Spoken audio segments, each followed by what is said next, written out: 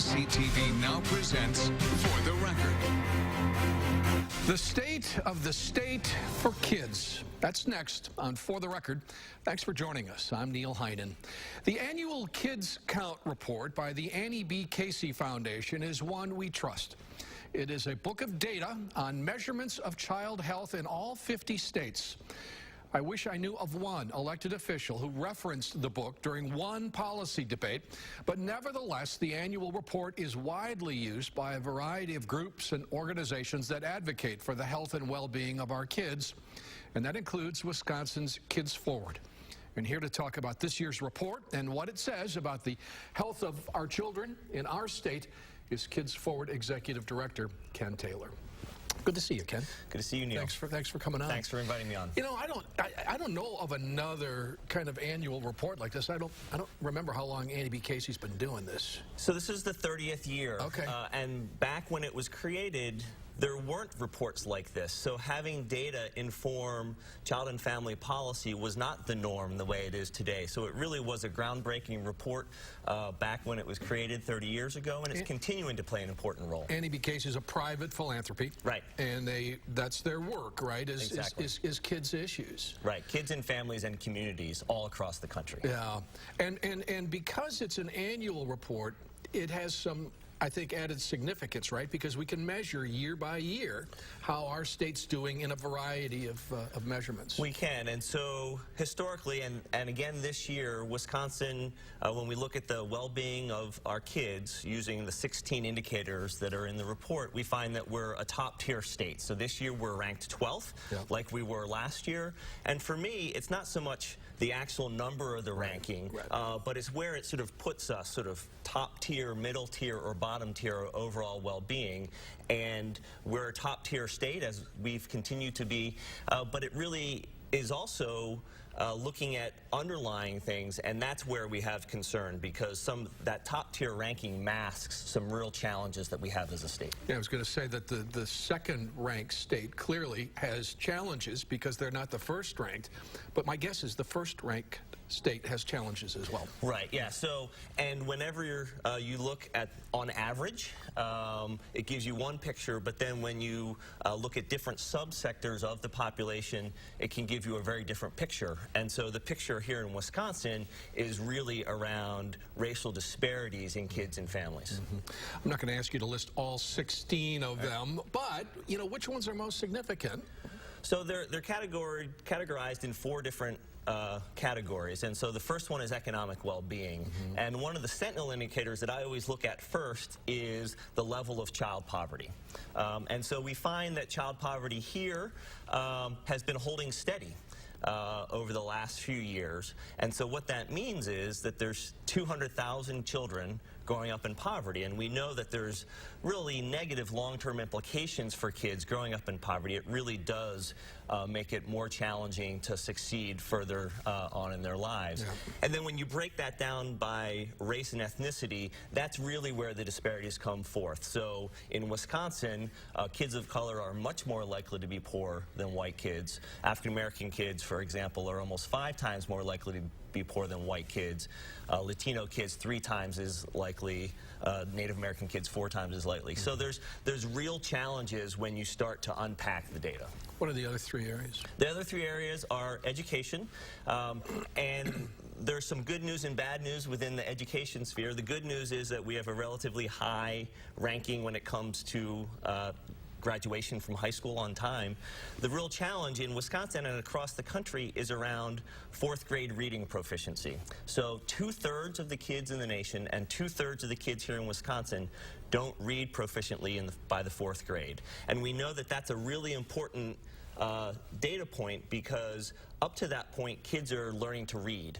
After that point, they're reading to learn. And so that means if you're behind in 4th grade and you can't read proficiently, then learning going forward is going to be really difficult. So the fact that as a nation and as a state, 2/3 of our kids aren't reading proficiently by the 4th grade is really troubling. In all of these, disproportionately kids of color? They are, yes. The third category is health, and there's, again, some good news and some bad news there. The good news is that that we're at about the national rate for kids who are uninsured, about 4%. The bad news is that we've been holding steady on that, and the rest of the state is catching up. So we used to be a leader in the country as far as the relatively low level of kids who don't have health insurance. Now we're becoming very average, and that's something that's changed over the last few years, which is really troubling to us.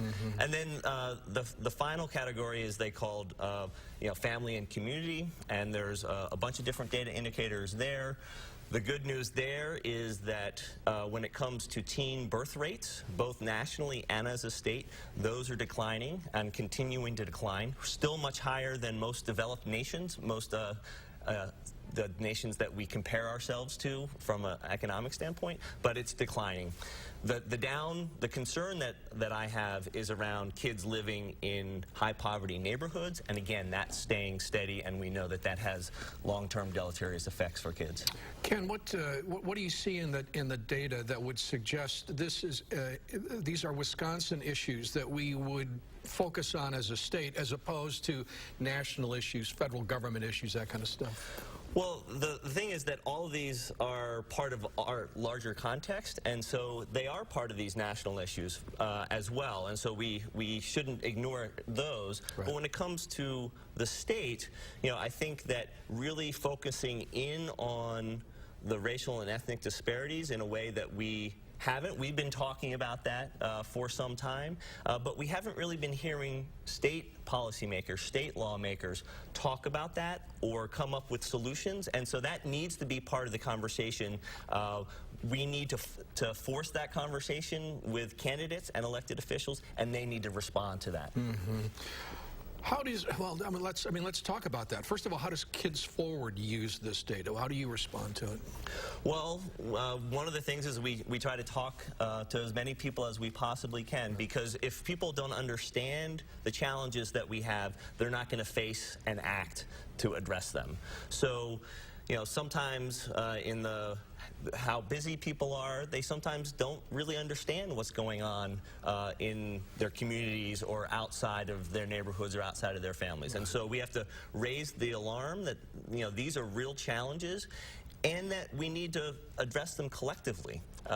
So one of the important things that we do is talk to you and talk to other folks to start to raise the profile of these issues, because we really do need to come together to solve them. This isn't just individual by individual. Well, when we come back, let's talk about how we might influence others to respond to this, and we'll do that with Ken Taylor right after this.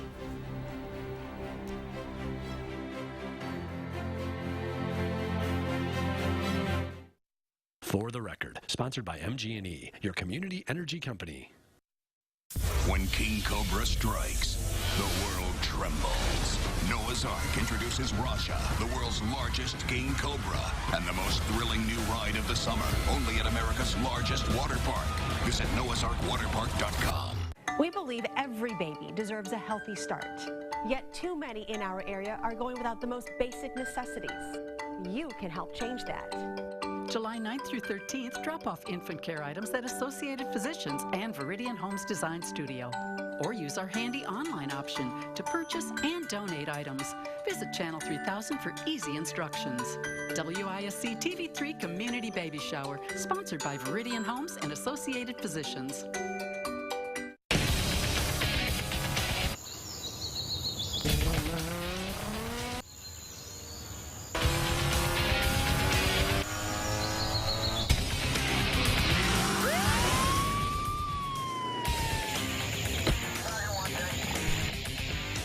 Any idea how fast you were going today? You speed, you lose. Slow it down in Wisconsin, or we'll do it for you. Summertime, perfect time to get safety plus MPG plus value, which equals love. Get a lot to love in this new Don Miller Subaru Outback 2.5i model JDD01. All-wheel drive up to 32 MPG, lots of power features, and much more. Lease it $199 a month plus tax, or choose financing as low as 0% APR. Don Miller Subaru, west on Odana, or the brand new expanded East Side store on High Crossing Boulevard, Addison. Don Miller. Noah's Ark, America's largest water park, with more thrill rides, more family rides, and new this year, Raja, the world's largest king cobra.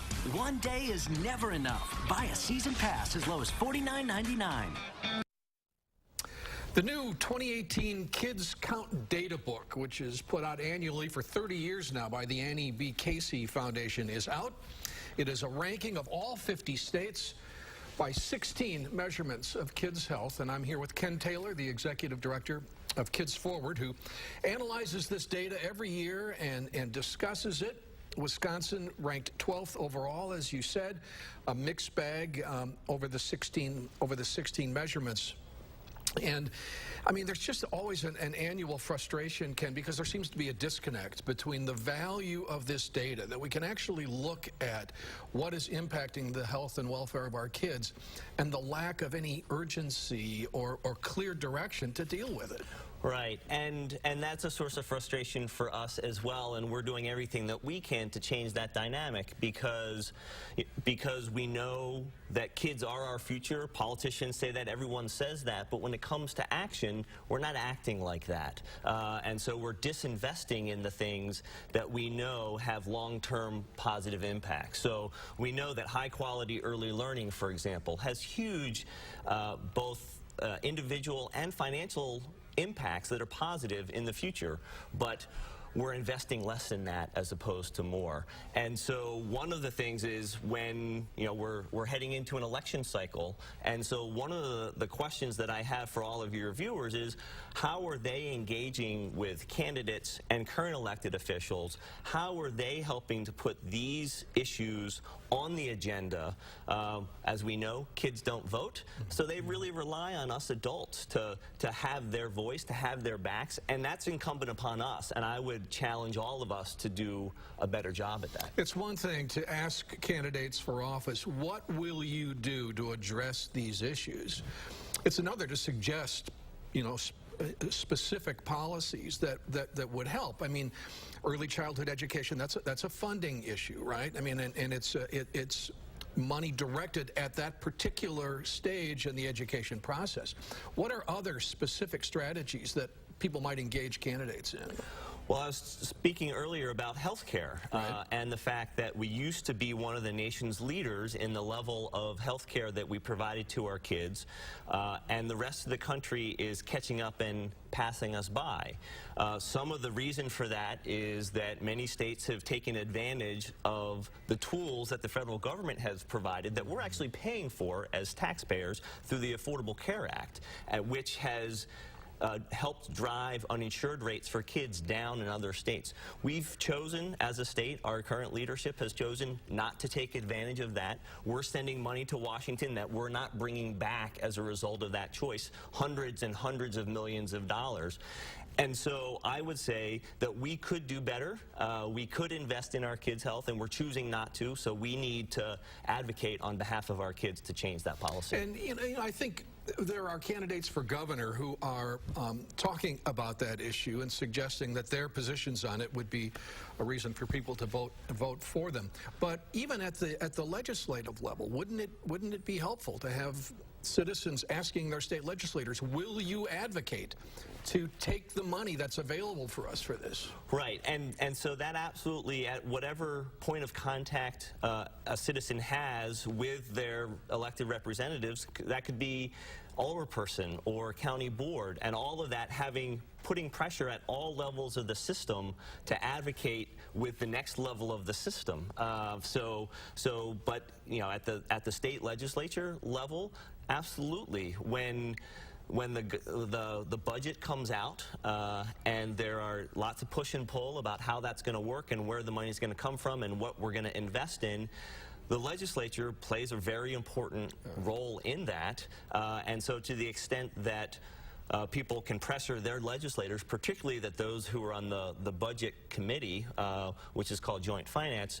that's a really important role that citizens can play to advocate on behalf of kids and families. Yeah, those are two really good examples, Ken, and I assume that they do address some of the racial disparities that we're seeing, but are there also targeted approaches that would get at at the disparities that we're so aware of now. Right. So the other piece that I haven't talked about is the employment piece and the earnings of parents. And so we know that parents who are making minimum wage or low-wage jobs can work full-time 50 weeks a year and still be in poverty.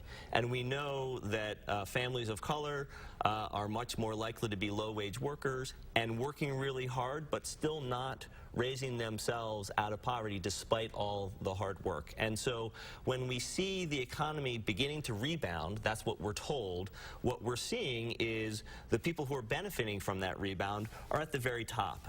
And wages aren't going up for low-wage workers. People are working really hard out there, and they're not getting paid more. The minimum wage hasn't gone up for a long time. It's not keeping up with inflation.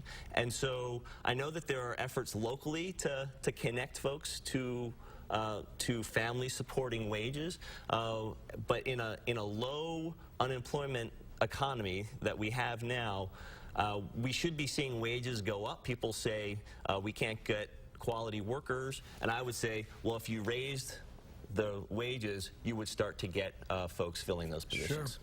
Sure.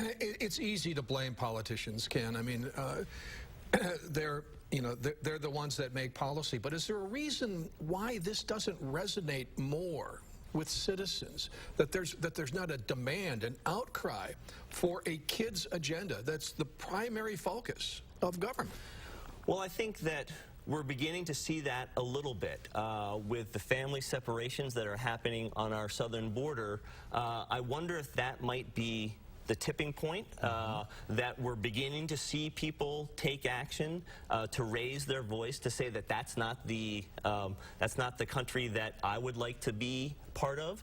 We also have to acknowledge that we have a history as a nation where we've done this before, separated kids from their families. So we can't say that this is the first and only time. We know that, but we should have learned from those mistakes as opposed to repeat them. And so I'm hoping that we will keep our eye on that particular issue, and also that people will say, not in my name, and so what else do we need to change? Because this is not the country that I want to be part of. That's a good example. I want to talk about the upcoming census, and we're going to do that when we come back with Ken Taylor right after this.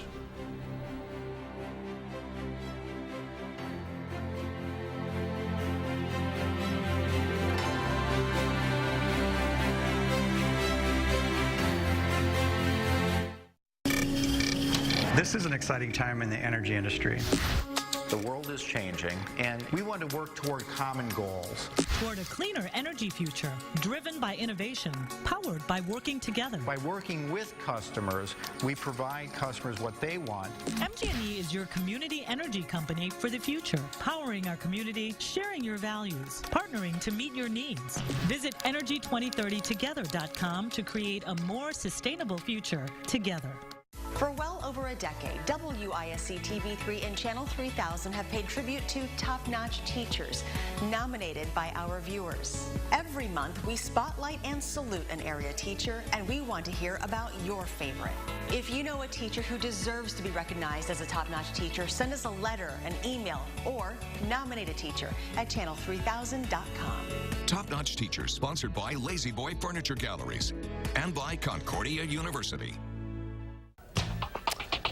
We are warming up again for the start of the week. Chris is in for Hattie and talking about a heat index again on Monday. And as a lot of people get ready for their summer vacation, Consumer Reports looks at what questions you should be asking your Airbnb. We'll see you at 4:30. It's the new option that's gaining speed among car buyers. It's inexpensive. The vehicles are fun to drive. But is an electric car right for you? There are really three key issues with electric cars. Our experts help you decide. Monday on News 3 at 10. Throughout a day, so much is out of our control. Alarms fail. Babies fuss. Ew, what did Eddie roll in? The News 3 team uses First Alert technology to put you back in control. How to prepare. You're going to want an umbrella in the morning. What to wear. Grab a jacket on your way out. What to expect. The belt line's a mess, so leave a few minutes early. What's ahead. The weekend looks fantastic. News 3 First Alert weather and traffic will put you in control of your day. Or most of it. People always say they want to try new restaurants. Well, that's exactly why Madison Magazine brings you Summer Restaurant Week. With over 45 local restaurants offering delicious 3-course meals beginning at just $25, you can't go wrong. It's the perfect excuse to enhance your summer dining experience with all new flavors. And with so many restaurants to choose from, you won't even feel the heat. Bon appetit! For a list of all participating restaurants and their amazing menus, visit MadisonRestaurantWeek.com.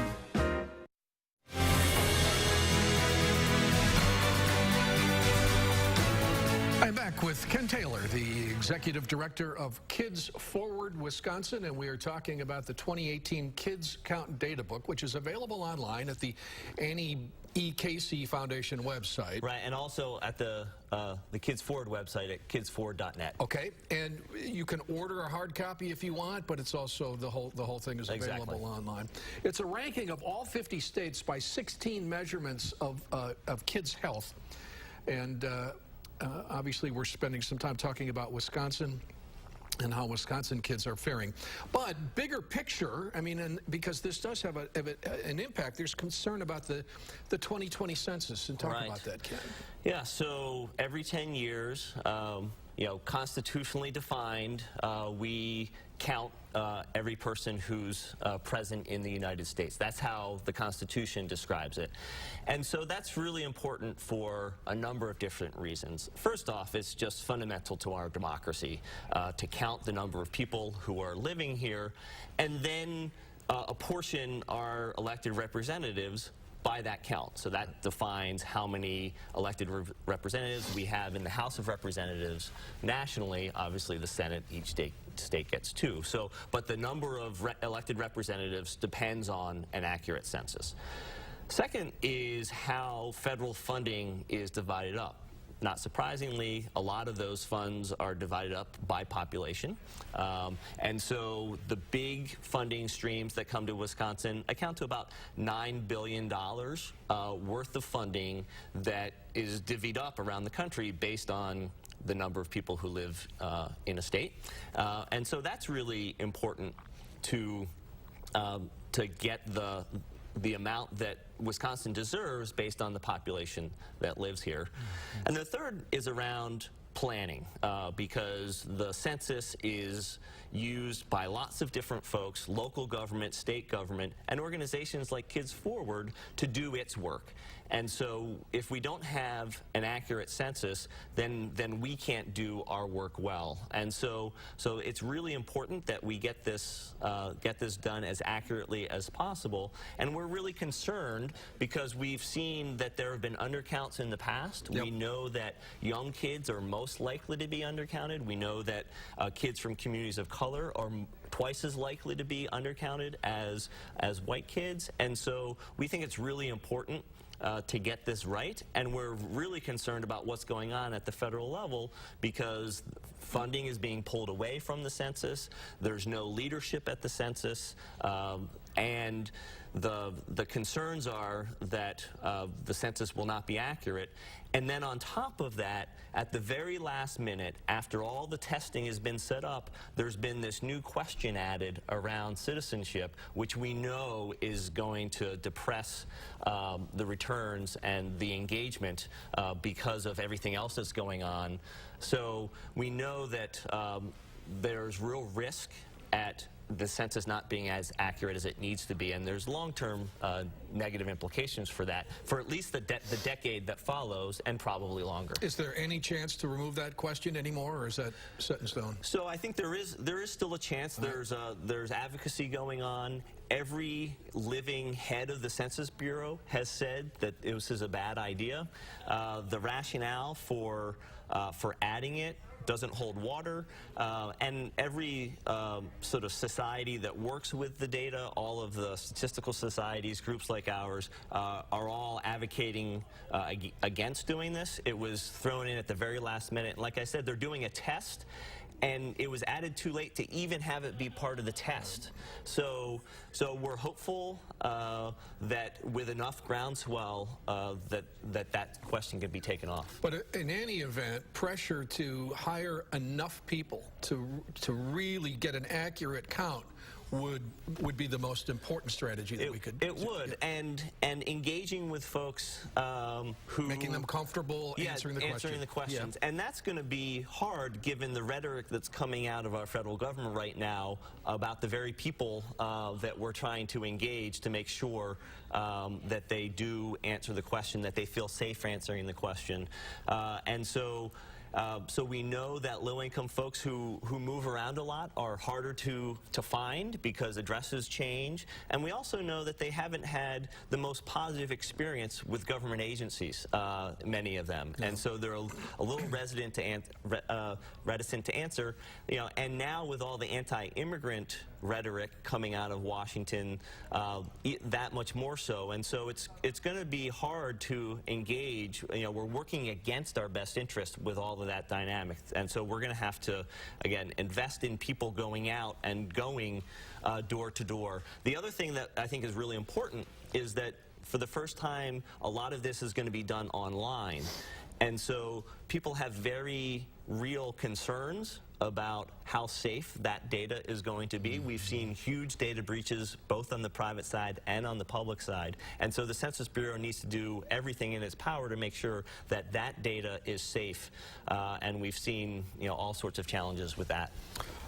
That said, we're comfortable saying to anyone watching, hearing this, that when they're approached by a census counter, please give them the information. We need everyone to count. It's fundamental to our democracy. Yeah.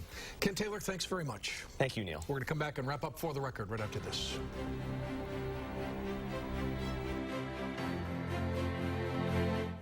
The July 4th sale has been extended. Get your choice of a free 50-inch LED TV or a $300 Furniture Row gift certificate with any purchase of $19.99 or more. Hurry in to Denver Mattress today. Don't let the hard hat fool you. We're just like anybody else. And just like you, road workers want to make it home safely. So please drive carefully. Every driver can set the right example. Even you. Just be patient. Put down the phone. Never text and drive. And if you can do so safely, please give us a little extra room. Work zone safety. It's everyone's responsibility. Sponsored by the Wisconsin DOT.